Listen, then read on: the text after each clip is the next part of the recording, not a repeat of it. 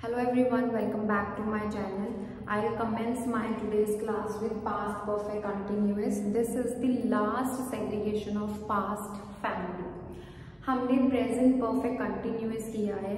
Past perfect continuous जो है as it is वैसे का वैसा ही है. सिर्फ और सिर्फ इसमें दो चीजें जो हैं वो differentiate करती है हमें. सबसे पहली चीज present की family में हमने है किया था, पास्ट की फैमिली में आपको था मिलेगा. ओके, प्रेजेंट की फैमिली में हमने हैज और हैव किया था, पास्ट की फैमिली में आपको हैड मिलेगा. So this is the only difference.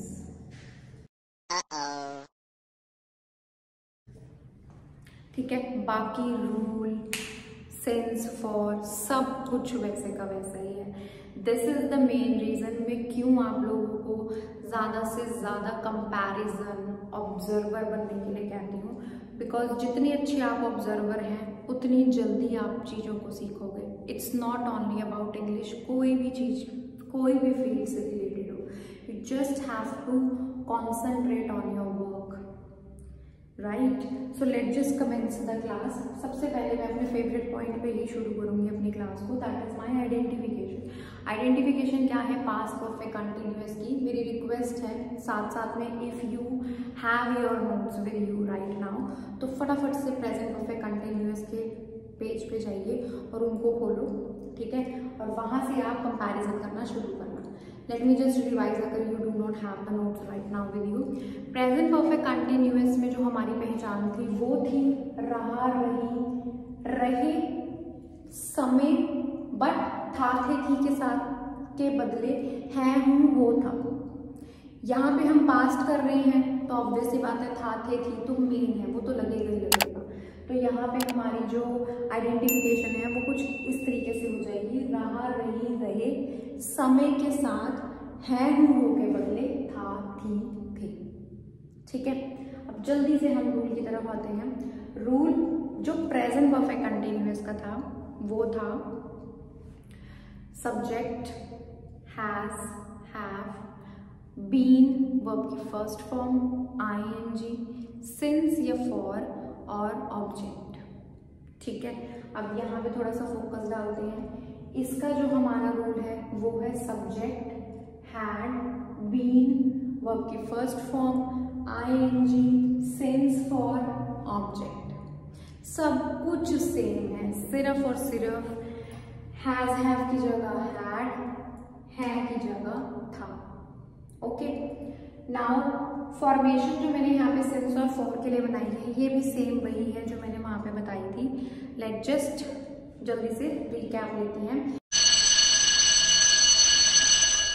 Since हम यूज करते हैं when we have a particular period of time, जहाँ पे हमें समय का पूरा पूरा अंदाजा है, पूरा पूरा पता है, वहां पे हम यूज करेंगे सिंस. जैसे कि मॉर्निंग, आफ्टरनून, इवनिंग, नाइट, 1994, जनवरी, वेंसडे, कुछ भी जो कि पर्टिकुलर पीरियड ऑफ टाइम के अंदर आएगा वहां पे हम यूज करेंगे सिंस. अगर मैं बोलूँ week, month, hour, days, year, नहीं पता चल रहा है, it's not year, it's year. ठीक है, these are not particular period of time, these are only period of time. मैं 1 घंटे से लिख रही हूँ, अब दिन में इतने सारे घंटे होते हैं, इतने सारे घंटे में से कौन से घंटे से लिख रही हूँ मैं नहीं पता. बट अगर मैं बोलूँ मैं सुबह से लिख रही हूँ, मैं दोपहर से सो रही हूँ, वह 2 दिन से पढ़ रहा है, तो ऊपर के 2 सेंटेंसेस तो मेरे सेंस में आ जाएंगे. ये वाला जो लास्ट वाला है ये मेरा फॉर में फॉल करेगा. ठीक है, तो इस चीज का भी ध्यान रखना. सारे के सारे सिंस और फॉर में सेंटेंसेस बहुत मैटर करते हैं, so you have to use them accordingly. Let's just look forward. Mushtaq सुबह से पढ़ रहा था, he is my student.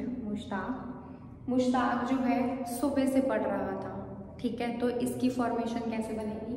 ये बनेगी Mushtaq had been studying since morning. अब मैंने यहाँ पे since क्यों लगाया? since मैंने इसीलिए लगाया क्योंकि morning जो है वो मेरा पर्टिकुलर पीरियड ऑफ टाइम है. दिन में सिर्फ एक बार आती है सुबह, दोबारा नहीं आती. So I used this. Next I have Suman 1 घंटे से टीवी देख रही है। सुमन जो है 1 घंटे से टीवी देख रही है, तो इसमें आप कैसे बना सकते हैं, इसको आप बना सकते हैं Suman is my online student, तो ये बन जाएगा Suman had been watching television for an hour. 1 घंटे से देख रही है। अब 1 घंटे कौन से 1 घंटे से नहीं पता, क्योंकि दिन में बहुत सारे घंटे होते हैं, तुम कौन से घंटे की बात कर रहे हो, तो फॉर यूज किया। लास्ट, रमन सोमवार से कहानी लिख रहा था। रमन जो है वो सोमवार पर्टिकुलर पीरियड ऑफ टाइम, क्यों, क्योंकि हफ्ते में सोमवार एक ही बार आता है, तो वहां पे फॉर्मेशन बनेगी रमन हैड बीन राइटिंग कहानी, स्टोरी, आ स्टोरी सिंस मंडे।